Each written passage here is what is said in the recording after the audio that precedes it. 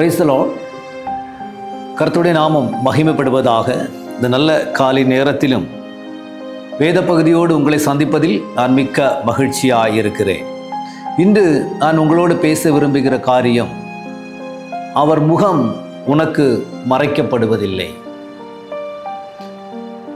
எசேக்கியாவின் புஸ்தகம் 39வது அதிகாரம் 29வது வசனம். நான் இஸ்ரவேல் வம்சத்தார் மேல் என் ஆவியை ஊற்றினபடியினால் என் முகத்தை இனி அவர்களுக்கு மறைக்க மாட்டேன் என்று கர்த்தராகிய ஆண்டவர் சொல்கிறார். ஆம் தேவனுடைய பிள்ளைகளே, ஆண்டவர் இன்னைக்கு தன்னுடைய ஜனத்தை பார்த்து சொல்ல விரும்புகிற காரியம், அவருடைய ஆவியை ஜனத்தின் மேல் ஊற்றப்பட்டதினாலே அந்த ஜனத்தை அவர்கள் முகத்திற்கு அவர் முகம் மறைப்பதில்லை என்று வேதத்தில் தெளிவாக சொல்லப்படுகிறது. இன்னைக்கு நாம் சில நேரம் சொல்லுகிறோம், தேடியும் காணாமல் இருக்கிறோம். நாம் இன்னைக்கு அவர் முகத்தை தேடுகிறோம். அவர் என் கூட பேச மாட்டாரா, இல்லை என்னுடைய தேவைகள் சந்திக்கப்படாதா, நாம் தேவனை ஆராதித்து கொண்டு இருக்கிற அப்படி நிறைய காரியங்கள் நாம் சொல்லிக்கொண்டே இருக்கிறோம். ஆனால் வேதம் சொல்கிறது, அவருடைய ஆவி உங்கள் மேல் ஊற்றப்பட்டிருக்கிறபடியினால் அவருடைய முகம் உங்களுக்கு மறைக்கப்படுவதில்லை. இன்று பல நேரங்களில் நம்மை முகத்தை மறைக்கிறவர்கள் இருக்கிறாங்க. பல சூழ்நிலைகளில் நம்மை பார்த்து ஒதுங்கி போறவங்க இருக்கிறாங்க. ஆனால் ஆண்டவர் இன்னைக்கு நம்மை பார்த்து சொல்லுகிறார், அவருடைய பரிசுத்த ஆவியை நாம் பெற்றிருக்கிறபடியினால் நாம் முகம் அவருக்கு மறைக்கப்படுவதில்லை.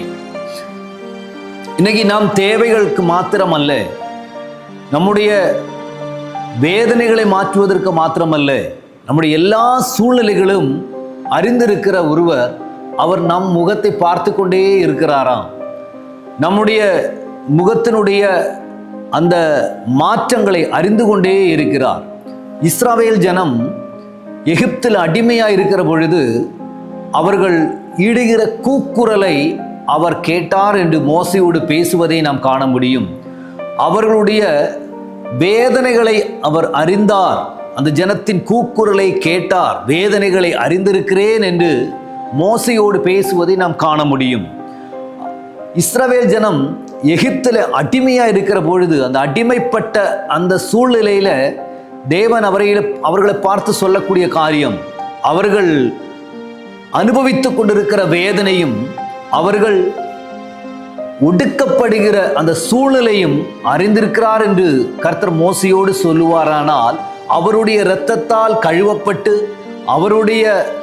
அவருக்கென்று தெரிந்து கொள்ளப்பட்ட நம்மை கர்த்தர் எவ்வளவு தூரம் நம்மேல் நோக்கமாய் இருப்பார் என்று இந்த வேதத்தின் மூலமாக நான் உங்களோடு சொல்ல விரும்புகிறேன். ஆம் தேவனுடைய பிள்ளைகளே, இன்னைக்கு யாரெல்லாம் உங்களை பார்த்து முகத்தை மறைச்சிட்டு போகலாம், யாரெல்லாம் உன்னை பார்த்துட்டு ஒதுங்கி போகலாம், யாரெல்லாம் உன்னை வேண்டாம் அப்படின்னு நினைச்சிட்டு போகலாம். ஆனா ஆண்டவர் இன்னைக்கு சொல்றாரு, என் முகம் உனக்கு மறைவா இருப்பதே இல்லை.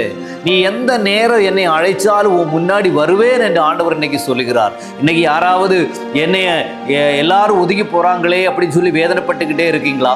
யாராவது இன்னைக்கு எனக்கு இந்த சூழ்நிலை வந்திருக்கிறது, எல்லாமே எனக்கு எதிராக இருக்கிறது, யாரும் என்னை பார்க்கறதுக்கு இல்லை அப்படின்னு நினைச்சு கவலைப்பட்டுக்கிட்டு இருக்கிறையா?